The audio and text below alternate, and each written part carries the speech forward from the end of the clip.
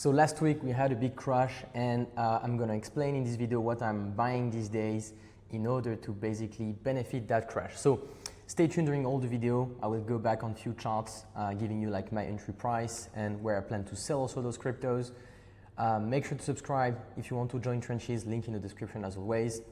Let's start. So let's start with Bitcoin, I think it's been very simple for Bitcoin since like mid-July. We sell above 120,000, we buy below 110. So I'm doing that. So what I've sold here, I basically bought back at 108. So a bit higher than where we are right now.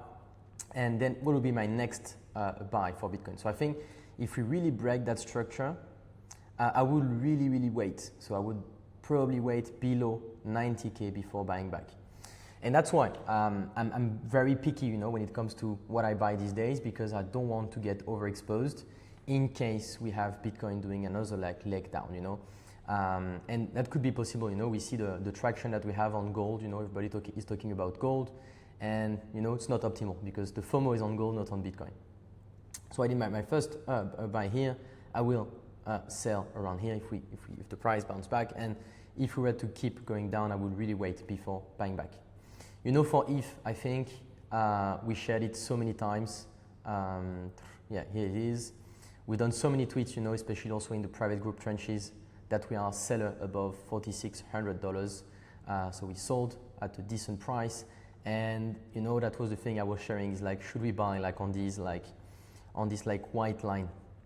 Personally, I'm not buying, but I would understand why people would buy because the structure look interesting, and that could be a decent trade. But personally, I'm waiting for ETH to go lower, or I'm more focused on other coins, But once again, not a financial advice. I would understand if you were interested in adding ETH back, starting, to if you sold above 4,600. For Solana, has been very choppy, very choppy. Especially on the bounce, I think it's one of the coins with the biggest volatility.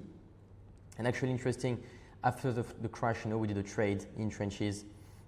We purchased Solana at 184, sold at 194 and 204. It went down. We haven't bought again, but these are some trades, sometimes we do, So I think the main thing you have to keep in mind is what is the difference between trading and investing? Because investing is kind of like trading, but on the longer time frame. But what I see on my side is trading is about more purely risk management and short trades. Investing could come from a more technical, order flows, how the chart looks like, and gut feeling. When investing is more doing research, trying to figure out inefficiencies and trying to exploit them. So yeah, we purchased some crypto in Trenches. So you see it was shared 11 October. We bought 184. Take profit 150%. So why such tight take profit? Because I think most of you and most of the people in Trenches already have some Solana exposure. So the goal is not to add risk on top of that. It's just doing a quick trade, to pocket some quick dollars to reinvest on other coins, And we shared few other coins also, a few other trades. I think the funny one was on cake, where we really sniped the bottom to play a bounce. I still have a part of my cake bag, but I'm not really rushing in selling because I already made profit. And the best thing is when you do 2x on a coin and you sell, it goes back down, then you buy, it goes back up. You can really, then you have a free bag, So that's the best thing. But for Solana, I think most of you already have a bag. If you don't have a bag at all, I think if we get a price below 170, 160, that could make sense, to add for more long term, I would say. But in the meantime, I'm more waiting, if that makes sense. Few other coins looking interesting. I think one of them that I'm following since quite some time is Sui. I took a bag, during the dip at $2.4, and also a lower one, but I sold already. But yeah, I took a swing bag, for more medium term, and I'm really waiting to see either bounce and consolidate or going lower to basically being able to add a bit more exposure on Sui.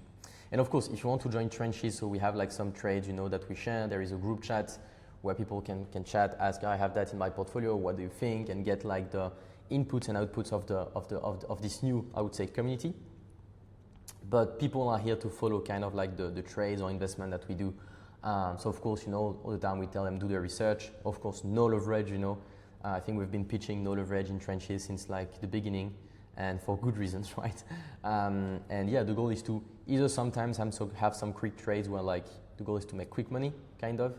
And the other part is like more the investing part where the goal is to basically have the most optimal portfolio, you know, and really have the accumulate quality coins, wait, selling, and so on. I would say that the interesting part, once again, is the fact that Bitcoin dominance is pretty strong, you know, which is kind of like normal, you know, but it didn't bounce that much, you know, and I think that's an interesting thing on the fact that the altcoin market is, of course, like underperforming compared to Bitcoin in the last few weeks, but still, you know, Bitcoin is showing not the best signs of like strength, and I think it's mainly due to gold. Where is gold? So, you know, doing all-time high on all-time high. So, you know, we have like a lot of videos, you know, I think online, or photos of people FOMOing to exchange basically gold against the fiat currency or like any other things. You know, everybody's saying like these are the top signals. You know, we have that in the US, in UK. We had a lot of videos of in Asia and so on. Always hard to say where is the top, but you know, I would definitely be not shorting gold, you know, because you don't want to short gold. The guys who shorted it like got obliterated, right? But yeah, if you had some gold, sell it. So of course, if it's physical gold, it's a bit harder, you know, have some, but it's not that easy to sell, I would say. But the interesting thing is, imagine, to tell you like how the potential on Bitcoin. Gold added more in market cap this week than the market cap of Bitcoin, because it added like 3 trillion market cap, so $3 trillion like get into gold, kind of, and it's bigger than Bitcoin market cap, you know. So that's why, you know, I think we just have to be a bit patient in crypto to have, I would say, a Bitcoin narrative going back up in the coming weeks, months. It will push back the price higher, and then the altcoin market will benefit that, you know. And that's why in the meantime, I'm really picky when it comes to altcoins, what I'm accumulating. I think I have a list of 6, 8 crypto that I'm really looking to accumulate slowly, or like wait for them to go below a certain threshold, and then I will buy. But otherwise, most of the crypto I'm buying is mainly to sell, then, you know, a bit higher if we get a pump. And for example, one of them is Penguin, you know, so that's what I was sharing during the live. So every week we do a live in the Trenches group, link in the description if you want to join. But on the orange line, this is where like we got fully out of Penguin. So not at the top, right? Because I started selling above 0.024, but like basically here we got fully out. Since then the price went only down, and what I said is like, no, you have to learn to like fully exit your bag, and then wait for quite some time before we get a good like expected value, you know, so a good risk reward. So the risk reward is getting better here, but it's not still optimal. And I told the guy in the Trenches group that below 0.014, I will perhaps consider buying. So it's consider buying because let's say the price goes back here. Then when it's here, like, does it still make sense? Like how the whole overall market looks like. If like Bitcoin is like at 150, of course it will be like a way better trade than if Bitcoin is at like 80K, you know. So that's always the thing to keep in mind. And that's the thing I think many people like are struggling with, is understand that once a trade is made, you have to move and really wait all the signals to get back in, you know. And so valuation are always moving based on like the overall market, you know. For example, like let's say the price go back here. If like then meme coins are hot again, it will make like a way better entry price than here, like at the same price if the meme coin season is not hot, you know.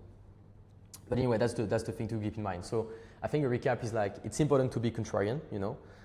Buy when like people are like flooding on Twitter, sell when they're like all FOMOing. Be careful what you are buying, you know, I would say. If you already have a lot of crypto exposure, you want to buy coins and have some take profit, not too close, in order to make some quick bucks and get back also USDC in case of like we go lower. And yeah, that's it, I would say. That's the thing. I could spend more time going like in depth like on many you know, crypto, but perhaps for another video. So feel free to subscribe,